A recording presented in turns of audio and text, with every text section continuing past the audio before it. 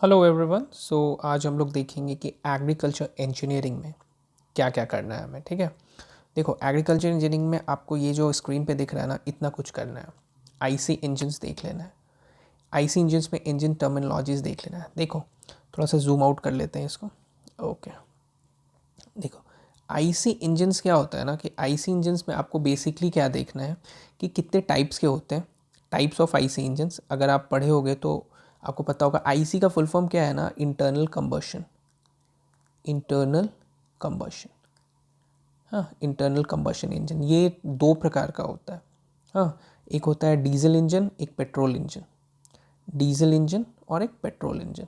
जो agriculture engineering के student हैं उनको तो कुछ मतलब कोई मतलब ही नहीं होगा, ये तो सब पता होगा उन्हें। हाँ, तो इसमें आपको क्या देखना है कि जैसे 4 स्ट्रोक इंजन कौन सा है, 2 स्ट्रोक्स इंजन कौन सा है। हाँ, ये सब आप लोगों को देखना है। फिर आपको देखना है कि कंप्रेशन रेशियोज़ क्या है, कंप्रेशन प्रेशर्स कितना है, हाँ, रेंजेस कितना तक रहता है, ये सब आपको पढ़ना है। किसका थर्मल एफिशिएंसी कितना है, ये सब आपको आईसी इंजन्स में डालना है। इंजन्स टर्मिनोलॉजीज़ भी बहुत सारे हैं। जैसे आपको आपने एग्ज़ाम में देखा होगा, बीएचपी आया था, ब्रेक हॉर्स पावर। फिर आपको मैकेनिकल एफिशिएंसी, आईएचपी होता है, indicative horse power.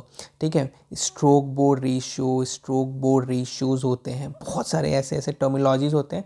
Mostly 20 terminologies important होंगे जो कि एग्ज़ाम में आने की संभावना होती है। टर्बो चार्जर्स होते हैं, फिर गवर्नर्स होते हैं। ये सब इंपॉर्टेंट चीज़ें हैं जो आने की संभावना होती है। ठीक है, फिर आपको आईसी इंजन्स, आईसी टर्मिनोलॉजीज हम लोगों ने देख लिया। नेक्स्ट हम लोग देखेंगे इक्विपमेंट्स एफिशिएंसी। ठीक है, एफिशिएंसी से क्वेश्चंस मुझे लगता है लास्ट 5 ईयर में 3 बार या 4 बार क्वेश्चन आया होगा। जैसे हैरो का कितना एफिशिएंसी होता है पर हेक्टेयर।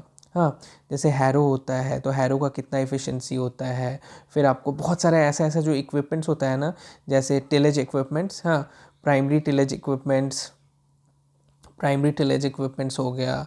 फिर आपको सेकेंडरी टिलेज इम्प्लीमेंट्स हो गया। आजकल देखो आप क्वेश्चन आया था एक कि प्राइमरी और सेकेंडरी दोनों में कौन सा टिलेज इक्विपमेंट्स यूज़ होता है, उसके इंपॉर्टेंट क्वेश्चन। तो ये सब इंपॉर्टेंट क्वेश्चन बहुत ज़्यादा इंपॉर्टेंट है और ये यहाँ से क्वेश्चंस हर साल आईसी इंजन से क्वेश्चन पूछे हैं, इक्विपमेंट एफिशिएंसी से क्वेश्चन पूछे हैं। Moisture content, next moisture contents. देखो मॉइस्चर कंटेंट्स में ना दो तरह का होता है कि स्टोरेज मॉइस्चर कितना होना चाहिए एक क्रॉप का। जैसे मान लो ऑयल सीड्स है तो ऑयल सीड का स्टोरेज मॉइस्चर कंटेंट ऑप्टिमम कितना होना चाहिए, या अगर हमें 6 महीने से ज़्यादा स्टोर करना है तो कितना होना चाहिए। ये मॉइस्चर कंटेंट के क्वेश्चन बहुत इंपॉर्टेंट है, इनको भी देख लेना। टिलेज इम्प्लीमेंट्स में हम लोगों ने देखा कि 2 साल से टिलेज इम्प्लीमेंट्स में क्वेश्चन आ रहा है, प्राइमरी टिलेज और सेकेंडरी टिलेज। ठीक है, तो प्राइमरी टिलेज में कौन कौन सा आता है, फिर सेकेंडरी टिलेज में कौन कौन सा इक्विपमेंट्स आता है, फिर बोथ में कौन कौन सा आता है। अभी तो बोथ पूछ दिया था तो बहुत लोगों ने फंस गए थे कि बोथ में यार ये तो पढ़े ही नहीं है।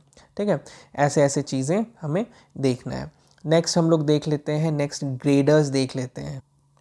ग्रेडर्स में क्या होता है, ग्रेडर्स देखो 2 प्रकार के होते हैं। एक होते हैं रोटेटिंग ग्रेडर्स, हाँ, एक बोलते हैं ट्रायूट्स। हाँ, इनके बारे में आपको थोड़ा सा पढ़ना होगा कि जैसे रोटेटिंग ग्रेडर्स क्या है। रोटेटिंग ग्रेडर्स देखो क्या होता है ना कि ये जो ग्रेड करता है ना किसी सामान को, मान लो हमको ग्रेड करना है कि ठीक है ये 8 सेंटीमीटर का ग्रेडिंग होता क्या है ना, एक्चुअली 8 सेंटीमीटर का, 2 सेंटीमीटर का, डिफरेंट डिफरेंट जैसे उसका डिफरेंट मापदंड में हम लोग बांट देते हैं। जैसे कोई 8 सेंटीमीटर का तो सब 8 सेंटीमीटर को अलग कर दिए, कोई 2 सेंटीमीटर का 2 सेंटीमीटर को अलग कर दिए। ऐसे ऐसे हम लोग उसको डिफरेंट कैटेगराइज कर देते हैं। ठीक है, तो रोटेटिंग में क्या होता है, ये जो होता है इट्स बेस्ड ऑन थिकनेस। ये थिकनेस के बेस पे यहाँ पे हम लोग कैटेगराइज करते हैं, थिकनेस के बेसिस पे। और ट्रायोड्स जो है ना, ट्रायोड्स में हम लोग इस किस बेस पे रहता है, इस बेस्ड ऑन लेंस, कितना किसका लेंथ है उस बेसिस पे हम लोग इसको कैटेगराइज करते हैं। ठीक है, ओके। तो और एक और है इसको बोलते हैं साइफ्स। ठीक है, साइफ्स के बारे में भी पढ़ना है आपको। ओके, नेक्स्ट हम लोग क्या बात करेंगे, नेक्स्ट हम लोग बात करेंगे टिलेज हो गया, ग्रेडर्स हो गया। नेक्स्ट हम लोग बात करेंगे सीडिंग मेथड बहुत इंपॉर्टेंट है यार, सीडिंग मेथड ये सब कभी मत छोड़ना। ये सब थोड़े कंफ्यूजिंग होते हैं, पर अगर आपको आपका जो कॉन्सेप्ट है वो क्लियर है ना, तो यहाँ से क्वेश्चंस आप बना ले जाओगे और बहुत इजी होते हैं।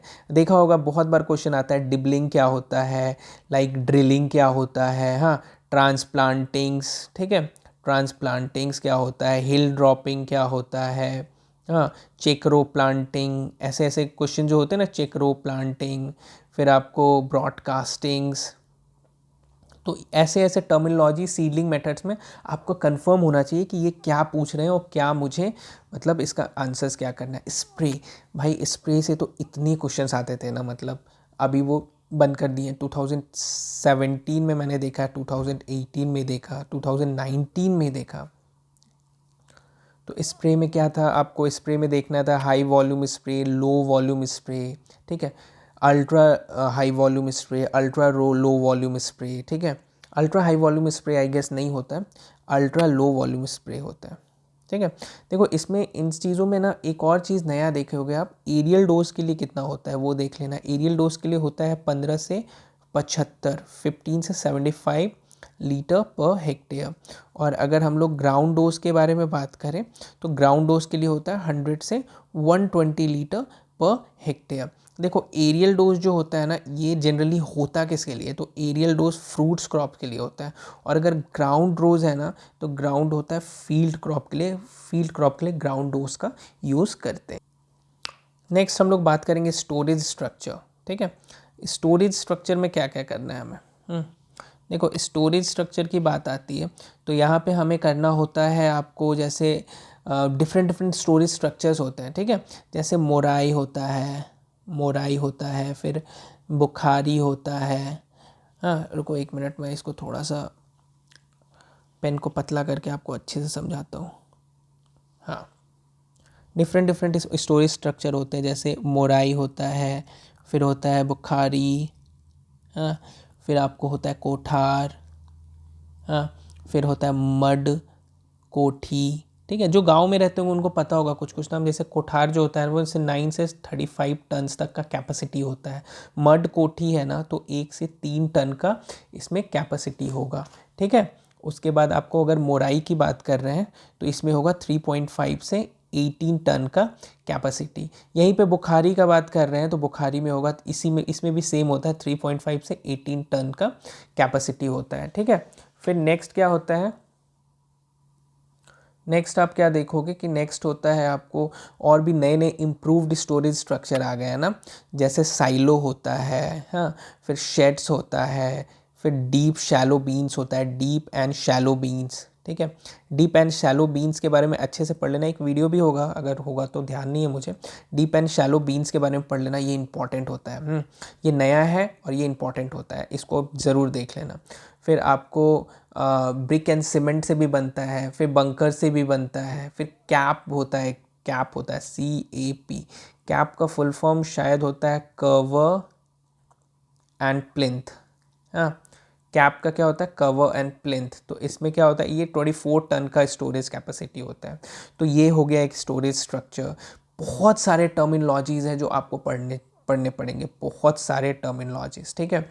टर्मिनोलॉजीज़ में कुछ कुछ हम लोग देख लेंगे। जैसे आप ना टर्मिनोलॉजीज़ में क्या देखोगे कि जैसे CCA की बात करें, कल्चरल कमांड एरिया, फिर GCA होता है gross command area, aquifers, aquifers से क्वेश्चन बहुत आते थे। एक्वीफर्स, एक्वीफर्स में पता है आपको बहुत सारा होता है, कन्फाइंड एक्वीफर्स, हाँ, आप PYQ अगर अच्छे से सॉल्व किया होगा तो आपको सब दिखा होगा, अनकन्फाइंड, अनकन्फाइंड एक्वीफर्स, फिर आपको एक्वीटार्ड, हाँ हाँ हाँ, ये भी था एक्वीटार्ड, AQUI, एक्वीटार्ड, ये सब बहुत इंपॉर्टेंट चीज़ें हैं। फिर आपको ठीक है, ये कर लिया। टर्मिनोलॉजीज में और भी बहुत है, ठीक है। कॉन्टूर लाइंस होता है, क्या होता है कॉन्टूर लाइंस, ठीक है। थियोडोलाइट, THEOD, थियोडोलाइट, हाँ, थियोडोलाइट, थियोडोलाइट क्या होता है, वर्टिकल एंगल्स को मेज़र करने के लिए हम लोग यूज़ करते हैं, ठीक है। टर्मिनोलॉजी इसमें आपको बोलेगा हाइग्रोस्कोपिक वाटर क्या होता है, हाँ, फिर आपको ग्रेविटेशनल वाटर क्या होता है, पर्कोलेशन, पर्कोलेशन से क्वेश्चन आया है, पर्कोलेशन, टेंसियोमीटर, इवेपोरेशन, बहुत सारा चीज़ है ऐसा ऐसा, ठीक है। तो ये जो जो जो इम्पोर्टेंट चीज़ें हैं उनको हमें कर लेना है, ठीक है। नेक्स्ट हम लोग देख लेंगे पंप्स के बारे में, है ना। पंप्स में क्या पढ़ना है। पंप्स देखो, पंप्स बहुत प्रकार के होते हैं।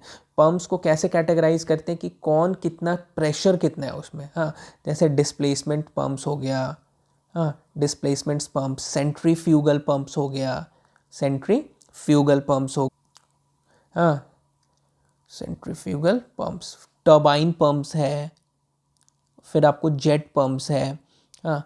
तो इसमें ना इन लोगों का सक्शन लिफ्ट कितना है, जैसे देखो जेट पंप्स जो है ना उसका सक्शन लिफ्ट 12 से 18 मीटर तक है, हाँ। उसके बाद आपका क्या है, प्रोपेलर पंप जो है मान लो, तो वो है आपको 1 से 2.5 मीटर, हाँ। तो ऐसे ऐसे जैसे टर्बाइन पंप है, तो टर्बाइन पंप का कितना है, टर्बाइन पंप का आपको 7.5 मीटर से ज़्यादा है। तो ऐसे ऐसे चीज़ें आपको करते रहने हैं। और ये सब जो जैसे पंप्स है, ये सब बेसिक्स बहुत बहुत इंपॉर्टेंट है, तो इन चीज़ों को तो छोड़ के मत ही जाना। नेक्स्ट आते हैं सर्वे के बारे में। आरआरबी एसओ के एग्ज़ाम में मैंने देखा कि सर्वे भी पूछा है, ठीक है, आरआरबी एसओ के एग्ज़ाम में, आई थिंक 2020 या 2021 में, ठीक है। तो सर्वेज में हमें क्या पढ़ना है, ठीक है।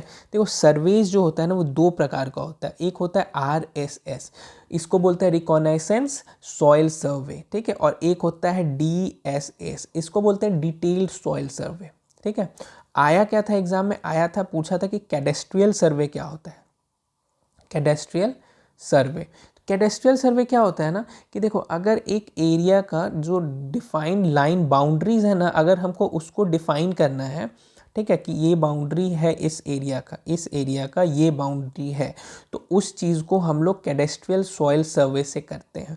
तो आरएसएस रिकॉनाइसेंस सॉइल सर्वे क्या होता है, तो देखो अगर हम लोग ना एक स्टेट और डिस्ट्रिक्ट या नेशनल लेवल में अगर हम लोग सर्वे करके उसको एरिया को डिफाइन कर रहे हैं तो वो हो गया रिकॉनाइसेंस सॉइल सर्वे। और अगर डिटेल्ड सॉइल सर्वे की बात करें तो उसमें ना देखो ये नेशनल, स्टेट सब भी आ जाता है, और फिर वाटर शेड, हाँ, फॉरेस्ट एरिया, सब कुछ आ जाता है। अगर सब कुछ आ गया तो वो डिटेल में हो गया ना, तो इसलिए इसको डिटेल्ड सॉइल सर्वे बोलते हैं, ठीक है।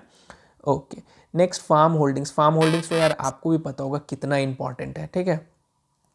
फार्म होल्डिंग्स में क्या क्या करना है, देखो फार्म होल्डिंग में आपको मार्जिनल फार्म होल्डिंग्स को बड़ा कर लेते हैं, 1 minute.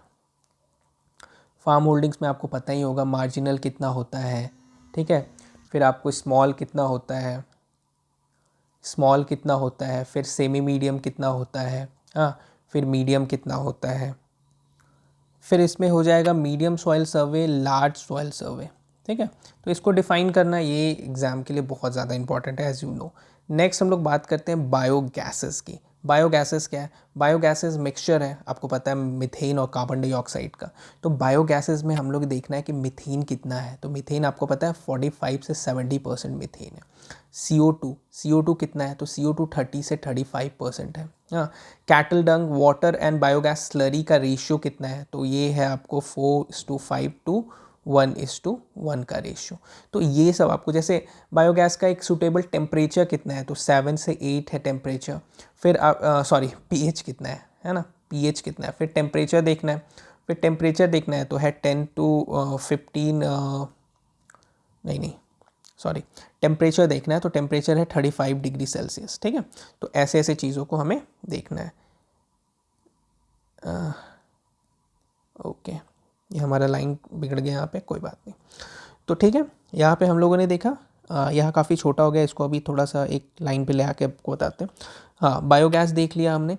Solar energy, wind energy. Solar energy और विंड एनर्जी से 2017-18 में क्वेश्चंस आ रहे थे, अभी आपको कम देखने को मिलेगा, पर या इट्स इंपॉर्टेंट, ऐसा नहीं है कि आप उसको छोड़ सकते हैं।